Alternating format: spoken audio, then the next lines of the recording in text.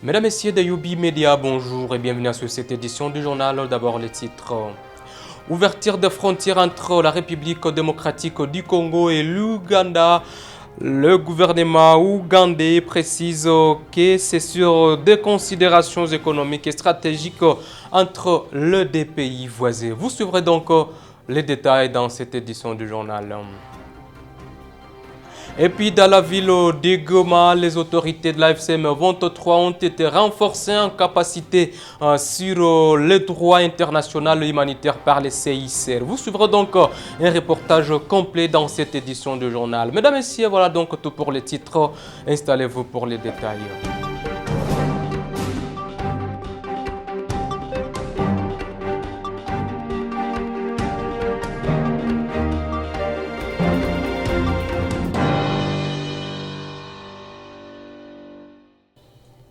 Mesdames, Messieurs de Yobi Télévision, bonjour et bienvenue sur cette édition du journal. On ouvre ce journal par une page sécuritaire en disant que le bourgmestre de la commune de Karissimbi s'est dit satisfait totalement des avancées sécuritaires enregistrées dans son entité. Abdoulo Bikoulo Pascal indique que depuis un moment, sauf des cas isolés, sa population dort paisiblement. Il indique cependant que des crépitements des balles, les banditismes et autres mal qui rogner la population sont en tout cas en train de prendre fin en cette période. Celui-ci insiste donc sur le mariage entre les cadres de base et toute la population pour ainsi endiguer l'insécurité qui secoue toute la ville de Goma en général et surtout en particulier la commune de Karissimbi. Et dans le territoire de Nyiragongo, nous parlons toujours sécurité. François Loanzo est le nom d'un jeune homme tué à son domicile jeudi 10 juillet 2025 par des bandits armés non autrement identifiés. Les inconnus armés se sont introduits dans son domicile. Au cours de cette opération, les incivils ont blessé sa femme par balle et son enfant. Le chef de cette partie du groupement Mounigi lance un cri d'alarme aux nouvelles autorités de la FCM 23 pour ainsi voir comment ils peuvent résoudre ces problèmes sécuritaires qui secouent cette partie de la province du Nord qui vous suivez. L'insécurité bat son plaid dans plusieurs villages du groupement Mounigi en territoire de Nyiragongo, chefferie de Bukumu. Les hommes armés ont à nouveau tué une personne dans la notabilité Kanyamberere en chefferie précitée. Les faits s'est déroulé dans la nuit du 10 au 11 juillet 2025 vers 21h. Le jeune Luanzo Vincent a été criblé de balles par des bandits armés non encore identifiés. Il est décédé sur le champ. Sa femme et son enfant ont été également blessés par balles. L'autorité locale déplore cette recrudescence de l'insécurité causée par des bandits armés qui circulent librement dans la zone. Un cri d'alarme est lancé aux nouvelles autorités de l'AFC M23. Mu notabilité Kanyamberere mu village ya Byungo groupement Munigi chefferie ya Bukumu. Leo tarehe 11 ilikuwa tarehe 10 kukuchia tarehe 11 wajambazi wakatufikia kwetu, ilikuwa kwa saa 3 ya usiku na miniti 30, wakampiga kijana Luanzo Vincent masasi na kufariki hapo hapo. Hiyo kabisa ni hali ya huzuni ambayo tunapitia katika village yetu ya Byungo notabilite Kanyamberere, na mke wake alipata masasi kwenye mkono wake na mtoto wako kwenye hospitali kuu ya CBK Ndosho, wanafuatiliwa huko na wanafuata matibabu huko. Tunaomba serikali yetu AFC M23 itusaidie kwa kutulindia wakaaji, kwa sababu hali inaendelea kuchafuka sana na wakaaji wameshika maamuzi ya kuweza kutoka kwenye maskani yao na kujielekeza ambako wanaweza wakapata usalama.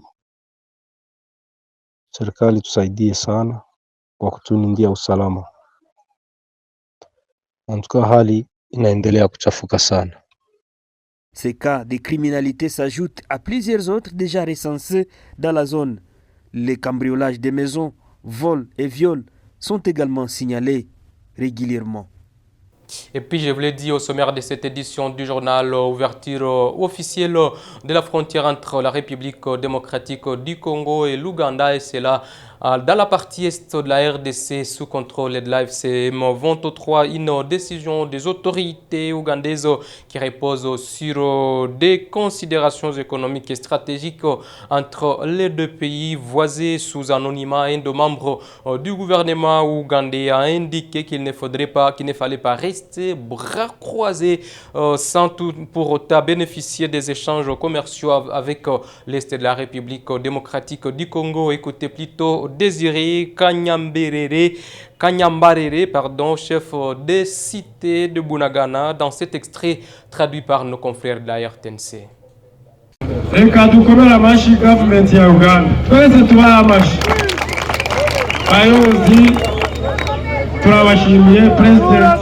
Merci d'être venu.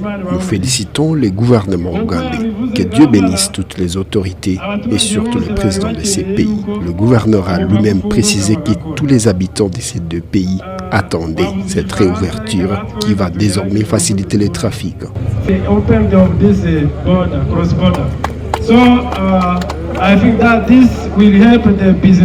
Toutes les commerçantes et commerçants vont commencer à traverser nos frontières pour exercer leurs activités quotidiennes. Cette activité d'aujourd'hui est vraiment importante pour nous tous.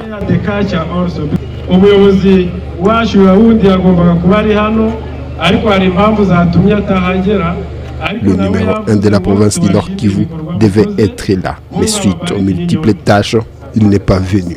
Mais recevez quand même ses salutations. C'est vraiment une opportunité non seulement pour les Ougandais, mais également pour les Congolais.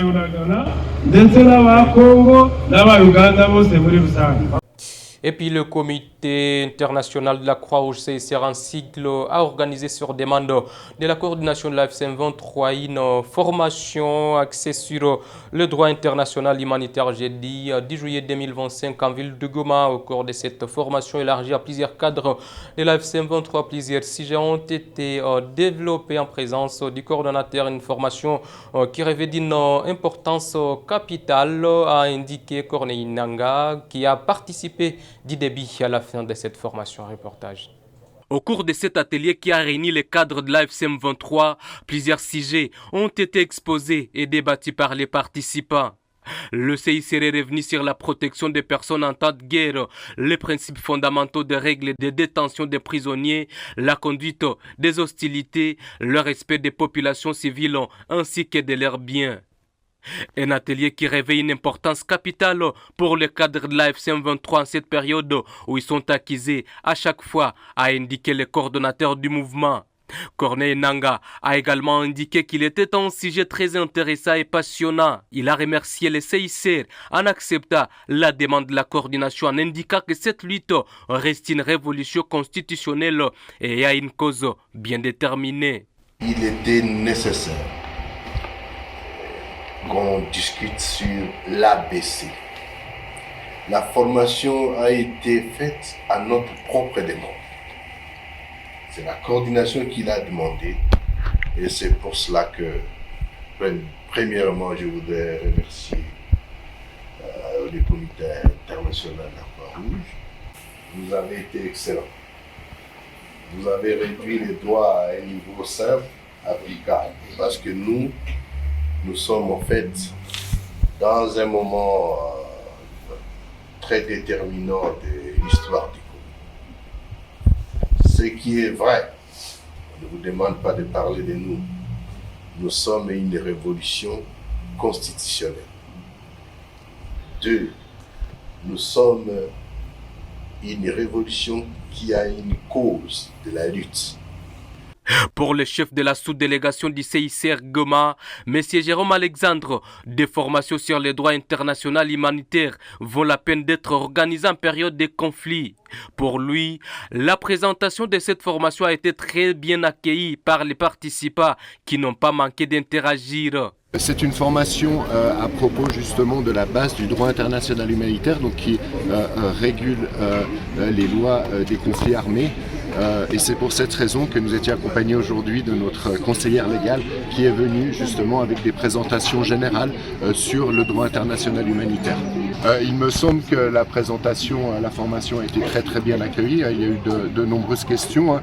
Comme je l'ai dit avant, nous faisons ces formations pour toutes les autorités responsables, que ce soit ici à Goma, mais nous avons aussi ce type de formation bien évidemment à Kinshasa. Signalons que cette formation a été un grand atout aux cadres et autorités de la FCM23 dans une période très particulière. La formation s'est clôturée dans une ambiance conviviale à la satisfaction de tous. Et pour finir avec cette édition du journal Parler Santé, disons que l'épidémie de choléra refait surface en République démocratique du Congo. Selon le ministère de la Santé, plusieurs cas ont été notifiés dans différentes zones de santé en République démocratique du Congo. Selon le même ministère, au moins plus de 33 000 cas ont été notifiés, dont 22 décès, 83 échantillons de selles prélevés et analysés, dont 35 positifs, soit un taux de positivité de 42%. 11 zones de santé se préparent à la vaccination contre réactive et une requête en cours de traitement pour la vaccination réactive dans la ville de Kinshasa. Disons que ces 37 zones de santé restent touchées par l'épidémie de choléra. 17 provinces affectées, dont la province de Chopo en tête des listes avec 793 cas, soit 49,5%. Et voilà donc, chers téléspectateurs de Youbi Media, ce qui vient mettre un terme à cette édition du journal. Grand merci à vous tous de nous avoir regardés de partout. Vous vous trouvez, retenez que l'actualité en continue sur toutes les plateformes de Youbi Media. Abonnez-vous pour ne rien rater. Au revoir.